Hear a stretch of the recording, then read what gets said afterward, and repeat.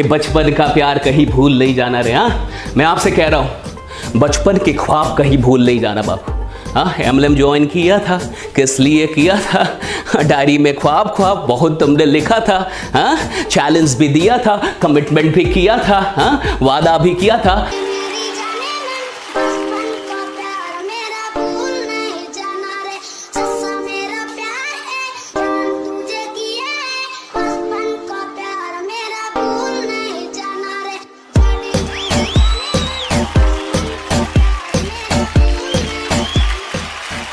वसूलों पे जब आँच आए तो टकराना जरूरी है।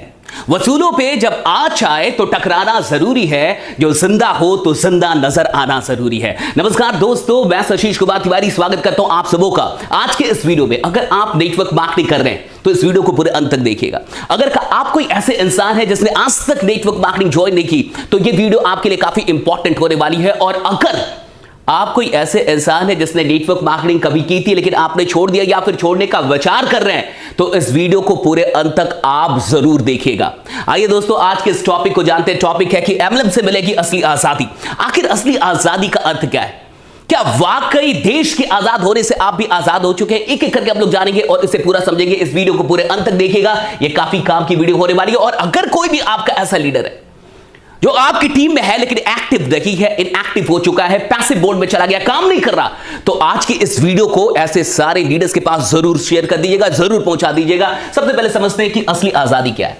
क्या देश का आजाद हो जाना ही असली आजादी है? पहला सवाल है मेरा। दूसरा, क्या जिस देश में कुछ ही दिनों पहले लोगों की जिंदगी को पैसों के सामने कुछ ना समझा गया हो, क्या आप इसे असली आजादी कहेंगे? क्या आप भूल गए कि कुछ ही महीनों पहले जब लोग कोविड से परेशान थे तो वहां पे इंसानियत बिक रही थी? 1000 रुपए की चीजों को 90,000 और लाखों रुपए में बेचा जा रहा था। क्या आप इसे असली आजादी कहेंगे? और तीसरी चीज, क्या जिस देश में युवा बेरोजगारी की मार झेल रहे हो, क्या आप इसे असली आजादी कहेंगे? मैं आपसे यह सवाल करता हूं और इन सवालों का जवाब मुझे आपके यहां के कमेंट बॉक्स में चाहिए। कमेंट बॉक्स में मुझे जरूर जवाब दीजिए कि क्या यही असली आजादी है?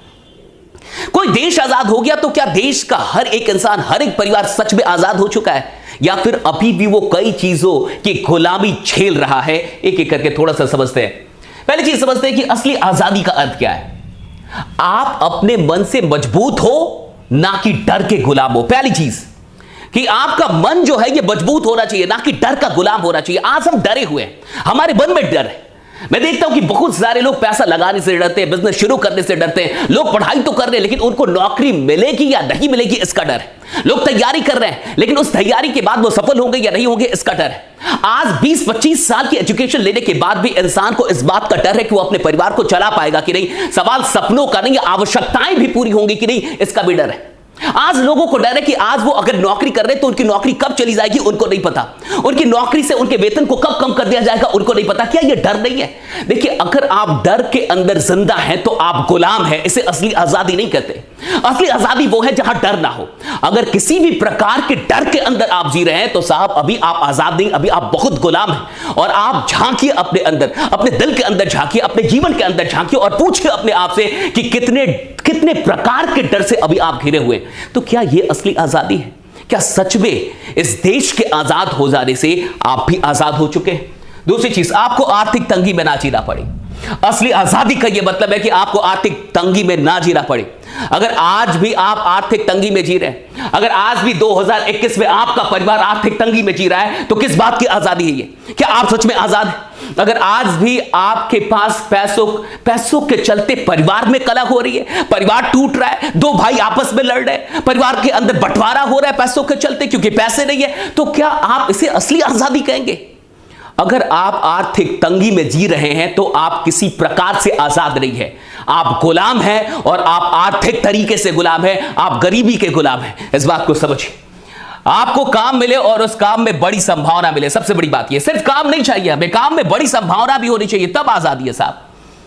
आपने किसी को काम दे दिया लेकिन वो 100 रुपए ही कमा सकता है, उस काम में उसकी कोई आजादी नहीं आने वाली। काम ऐसा हो जहां बड़ी संभावना हो कि अगर मेरे अंदर पोटेंशियल है, अगर मैं मेहनत कर सकता हूं, अगर मेरे अंदर क्षमता है तो मैं उस बड़ी संभावना तक पहुंच सकता हूं। मैं शून्य से शुरू करके शिखर तक पहुंच सकता हूं। ऐसी संभावना दीजिए, तब असली आजादी। लेकिन अगर ऐसी चीज नहीं तो फिर किस बात की आजादी है? आप देखिए कि आज बीटेक और एमबीए करने के बाद भी, कई लोग पीएचडी करने के बाद भी आज ऐसी ऐसी नौकरियों की फॉर्म भरते हैं जो कहने में भी शर्म आती है साहब। तो फिर किस बात की आजादी है? आप क्या इसे आजादी कहेंगे? बहुत गौर से समझिए और आप देश को अपना समझ पाए और इसके लिए कुछ कर पाए, ये असली आजादी है। अगर लोग देश को अपना समझते तो क्या इंसानियत बिकती? अगर लोग देश के लोगों को अपना समझते तो क्या लोग जब उनके सामने मर रहे होते तो क्या हॉस्पिटल के बेड की नीलामी होती? क्या काला बाजारी होती दवाइयों की? अपने आप से पूछिए। हम आजाद तो हो गए, लेकिन हम अपने देश के और देश के लोगों को कितना अपना मानते हैं? हर इंसान के दिल में देश कितना धड़कता है भारत में? जरा पूछिए अपने आप से कि कितना अधिक भ्रष्टाचार है, कितना करप्शन है इस देश में। अगर कोई देश को अपना माने, देश के लोगों को अपना माने, तो वो भ्रष्ट कैसे हो सकता है? अगर कोई भी इंसान इस देश को, कोई भी पदाधिकारी, कोई भी उच्च स्तर पे, ऊंचे पद पे बैठा नेता या फिर पदाधिकारी अगर अपने देश को अपना मानेगा तो अपने ही लोग को कैसे ठग सकता है वो? क्या इसे आप असली आजादी कहेंगे? हम अंग्रेजों से आजाद हो चुके हैं, लेकिन क्या सच में इसे ही हम असली आजादी कहेंगे? क्या अभी भी हम गुलाम नहीं है? कई तरीकों से गुलाम नहीं है। हमारी मानसिक सोच इतनी गिरी हुई है कि हम अपने देश को अपना नहीं मानते, अपने लोगों को अपना नहीं मानते, तभी तो उन्हें ठगते हैं, तभी तो हम भ्रष्ट होते हैं। तो फिर क्या इसे आप आजादी कहेंगे? हम किस प्रकार की एजुकेशन को ले रहे हैं? हमें कैसी शिक्षा मिल रही है? हम किस प्रकार के लोग बनाए जा रहे हैं? हमारी मानसिक जो वृद्धि वो कैसी है? हमारा दिल कैसा है? कितनी पवित्रता हमारे दिल में? और क्या यही आजादी है? और अगर यही आजादी है तो यह बकवास आजादी है। आगे बढ़ते थोड़ा सा, राइट? एमएनएम से कैसे मिलेगी आजादी? असली आजादी एमएनएम से कैसे मिलेगी? आज मैं आपको यह बता रहा हूं, बहुत गौर से समझिए। एमएनएम में सबके लिए अवसर है। आजादी का यही मतलब है कि अवसर सबके लिए होना चाहिए। आज लोग बीटेक एमबीए करने के बाद भी इस देश में सबको अवसर नहीं मिल रहा, सरकारें अवसर नहीं दे पा रही, संस्थाएं अवसर नहीं दे पा रही, लेकिन multi level marketing, network marketing, direct selling सबको अवसर देती है। क्या आप इसे असली आजादी नहीं कहेंगे? और ये अवसर बड़े हैं, संभावनाएं बड़ी हैं, छोटी संभावना नहीं देती, बड़ी संभावनाएं, और कोई किसी प्रकार का डिस्क्रिमिनेशन नहीं करती, भेदभाव नहीं करती। आपकी जात क्या है, आप कितने पढ़े लिखे हैं, आप कितने टैलेंटेड हैं, कितने नंबर लाए, कितनी डिग्री आपके पास, इस प्रकार कि किसी भी भेदभाव से दूर एमएलएम हर इंसान को वही अवसर देती है जिस अवसर को आज आप लोगों को देख रहे हैं कि किस तरीके से उस अवसर का फायदा उठा के लोग अपनी जिंदगी को बदल रहे हैं। दूसरी चीज, बहुत कुछ लगना ही नहीं है इसमें। भैया असली आजादी यही है, मैं कुछ बड़ा करना चाहता हूं लेकिन मेरे पास बड़े पैसे नहीं है, मैं कुछ बड़ा करना चाहता हूं लेकिन मेरे पास उतना टैलेंट नहीं है, मैं कुछ बड़ा करना चाहता हूं लेकिन मेरे पास उतनी डिग्रियां नहीं है, मैं कुछ बड़ा करना चाहता हूं लेकिन मेरे पास उतनी नॉलेज नहीं है, मैं कुछ बड़ा करना चाहता हूं लेकिन मेरे पास उतना स्किल नहीं है। और ये सब क्यों नहीं है? क्योंकि मुझे दिया नहीं गया साहब, इसलिए नहीं है क्योंकि मुझे दिया भी नहीं गया। मेरी स्कूलिंग खराब हुई, मुझे जिस कॉलेज में भेजा गया उस कॉलेज में पढ़ाई नहीं हुई, और ये सारे सरकारी तंत्र हैं, इन सरकारी तंत्र ने मिलकर मुझे नालायक बनाया, मुझे ऐसा बनाया कि मैं किसी काम के लायक नहीं हूं। लेकिन मेरे दिल के अंदर जो ख्वाहिश है मेरे दिल के अंदर कि मुझे कुछ बड़ा करना है, और उस चीज के लिए अगर मुझे कोई अवसर दे सकता है, कोई बड़ा अवसर दे सकता है, तो साहब वो तो एमएलए मेरे, क्योंकि यहां कुछ बड़ा लगना नहीं है, यहां कुछ बड़ा नहीं लगता। छोटी सी चीजों से, छोटे से एक अमाउंट से काम शुरू हो जाता है। ये बहुत बड़ी बात है। एक बात समझ आई, आज का जो हमारा युवा पीढ़ी है ना, ये बचपन का प्यार कहीं भूल नहीं जाना रे। हाँ, मैं आपसे कह रहा हूं, बचपन के ख्वाब कहीं भूल नहीं जाना बाबू। हाँ, एमएलएम ज्वाइन किया था, किस लिए किया था? डायरी में ख्वाब बहुत तुमने लिखा था। हाँ, चैलेंज भी दिया था, कमिटमेंट भी किया था, हाँ, वादा भी किया था। बाबू इस सब चीज को भूल नहीं जाना। बचपन का प्यार तो छोड़ो, बचपन के ख्वाब मत भूलना। और तुमने जो एमएलएम ज्वाइन किया था ना, इसलिए किया था कि तुम कुछ बड़ा करने वालों, कमिटमेंट लिया था, किसी से वादा किया था, हाँ, किसी को चैलेंज दिया था कि करके दिखाऊंगा, और इतनी जल्दी छोड़ने का इरादा कर लिया, इतनी जल्दी आप हार गए क्योंकि रिजल्ट नहीं मिल रहे और रिजेक्शन से नहीं लड़ पा रहे। अरे साहब, आजादी, किसी भी आजादी के लिए कुर्बानी देनी पड़ती है, सैक्रिफाइस करना पड़ता है, लड़ना पड़ता है, लड़ाकू होना पड़ता है। अगर आप लड़ नहीं सकते तो आजाद नहीं हो सकते। हर आजादी एक लड़ाई है, एक सैक्रिफाइस, एक कुर्बानी है। एक बात आपको याद होगा ना, 13 अप्रैल 1919, याद है आपको? 13 अप्रैल 1919 जालियांवाला बाग हत्याकांड हुआ था, और उस हत्याकांड को एक छोटा सा बच्चा देखा था, और उस छोटे से बच्चे ने उस मिट्टी को हाथ में उठा के और उस मिट्टी की सौगंध, शपथ ली कि मैं इसका बदला लूंगा।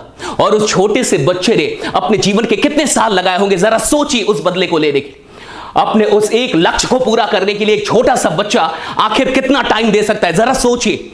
उस बच्चे ने 1 साल नहीं दिए, 2 साल नहीं दिए, 3 साल नहीं दिए, 4 साल नहीं दिए, 5 साल नहीं दिए, 10 साल नहीं दिए, 15 साल नहीं, 20 साल नहीं, 21 साल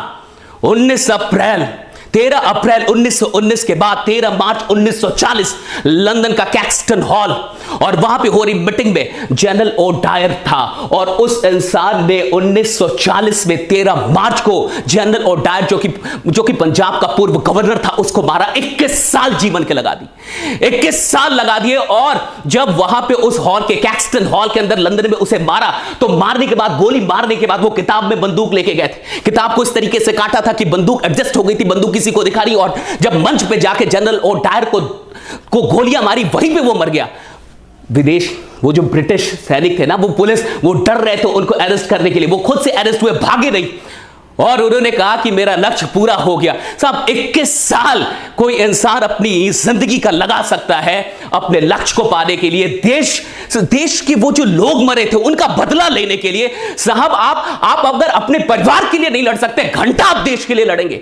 अगर आप आजादी के समय होते तब तो आप एकदम कायर होते, आप तो बैठ जाते। अगर आप रिजेक्शन से नहीं लड़ पा रहे तो आप उन लोगों से कैसे लड़ते, अंग्रेजों से कैसे लड़ते, हथियारों से कैसे लड़ते? भैया एक बात समझ जाइए, कुछ लोग हमारे देश में ऐसे रहे हैं जिन्होंने देश के लिए लड़ाई दी, जो देश के लिए जिए, जिन्होंने अपने देश के लिए अपनी जिंदगी कुर्बान कर दी, अपने परिवार को छोड़ दिया, सब कुछ छोड़ दिया, बलिदान कर दिया, अपने एक एक चीज को, रक्त के एक एक बूंद को बलिदान कर दिया। और आप अपने परिवार के लिए जब आज आपको काम मिला है, एम्बलम मिला है, कुछ बड़ा करने का मौका मिला है, तो आप छोड़ के भाग रहे हैं। तो आपको यह लगता है कि आपसे यह धंधा नहीं होगा, आपको यह लगता है कि आप टीम नहीं बना पाएंगे। अरे साहब, टीम बनाना कोई बहुत बड़ी बात नहीं है। तो जरा सा ठानिए, जरा सा सोचिए, ये आप एक बड़ी आजादी के लिए चले हैं, और अपने परिवार के लिए भी अगर आप बलिदान नहीं कर सकते, लानत है आप पे। नेक्स्ट आइए, संभावनाएं अनंत है। देखिए क्यों एम्बलम से असली आजादी, क्योंकि संभावनाएं होनी चाहिए।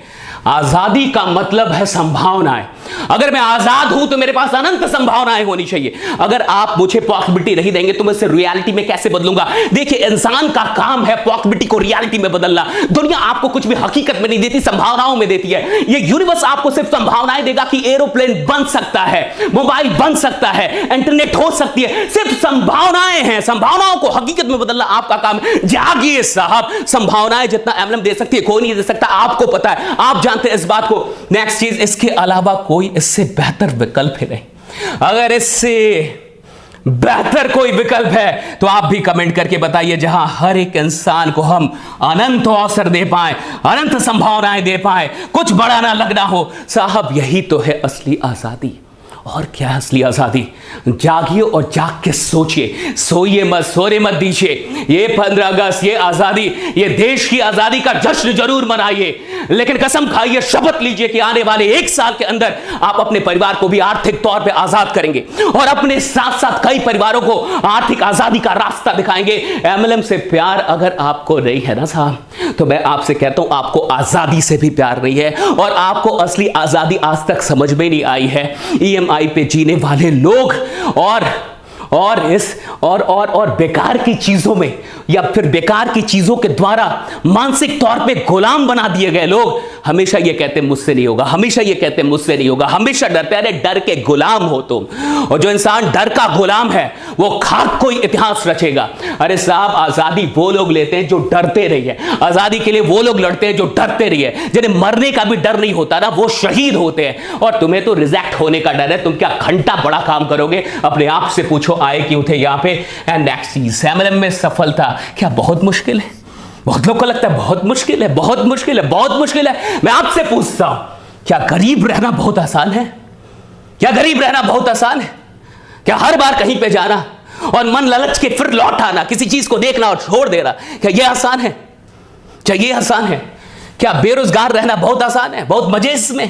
क्या आसान है बेरोजगार रहना? पूछिए एक बेरोजगार युवा से जो घर पे बैठा है, जो रोज घर की कई बातें सुन रहा है, जिसके घर का मौन भी उसे टॉर्चर कर रहा है, जिसके घर की शांति भी उसे बार बार कुछ कह रही है। पूछिए उस इंसान से जाके कि क्या बेरोजगार रहना आसान है? क्या घर बैठे रहना और कुछ अच्छा होगा इसका इंतजार करते रहना, क्या ये बहुत आसान है? क्या सरकारी नौकरी की तैयारी में अपने जीवन का आधा हिस्सा, आधा जीवन गवा देना ये आसान है साहब? मैं आपसे कहता हूं कि अगर एम्बलम करना मुश्किल है तो पूछिए कि क्या गरीब रहना आसान है? क्या एवरेज रहना आसान है? क्या ऑर्डिनरी रहना आसान है? साहब जागिए, मुश्किल तो दोनों ही है साहब। अमीर बनना भी मुश्किल है, गरीब रहना भी मुश्किल है। आपको कौन सा मुश्किल पसंद है? आप किस मुश्किल के लिए अपनी जिंदगी को वाकई सैक्रिफाइस करना चाहेंगे। मुझे पता है साहब, गरीब रहना भी बहुत बहुत मुश्किल वाली चीज है। हाँ, ऑर्डिनरी रहना तो और मुश्किल, जहां लोग आपको ना जाने ना पहचाने, ना कोई आपको इज्जत दे, ये तो और मुश्किल जिंदगी होती है साहब। है तो सब कुछ मुश्किल, लेकिन किस मुश्किल के लिए आपको फना होना है, किस मुश्किल के लिए आपको अपनी जिंदगी लुटा देनी है, ये आपको तय करना है। मैं आज सिर्फ आपसे इतना कह सकता हूं, अगर एक उधम सिंह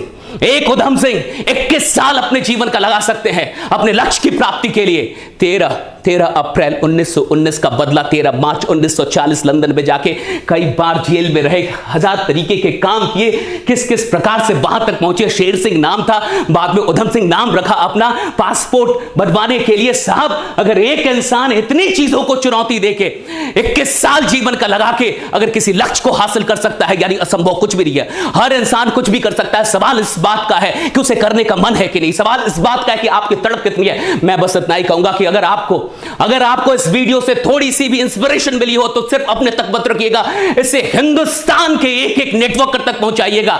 मैं नहीं चाहता कि एक भी नेटवर्कर, एक भी हमारा भाई, एक भी ऐसा इंसान जो इस दुनिया में आया है वो यहां से पराजित होकर जाए। Indian school of network marketing का एक ही लक्ष्य है कि हम किसी को नेटवर्क मार्केटिंग में मरने नहीं देंगे, हम उसे जिंदा करेंगे। मैं आपसे कह रहा हूं, उठ जाइए, वक्त की ये मांग है। अगर आप वाकई असली आजादी चाहते हैं तो नेटवर्क मार्केटिंग से मोहब्बत करना शुरू कर दीजिए। जय हिंद, जय नेटवर्क मार्केटिंग। बने रहिए, जमे रहिए, इस वीडियो को शेयर कर दीजिएगा और हमारे साथ इसी तरीके से अपना सपोर्ट बना के रहिए। हम इतिहास रच रहे हैं और हिंदुस्तान में नेटवर्क मार्केटिंग का कोई बेहतर विकल्प नहीं है। बहुत बहुत शुक्रिया आप तमाम लोगों का। Thank you so much everyone. Thank you. जय हिंद, जय नेटवर्क मार्केटिंग।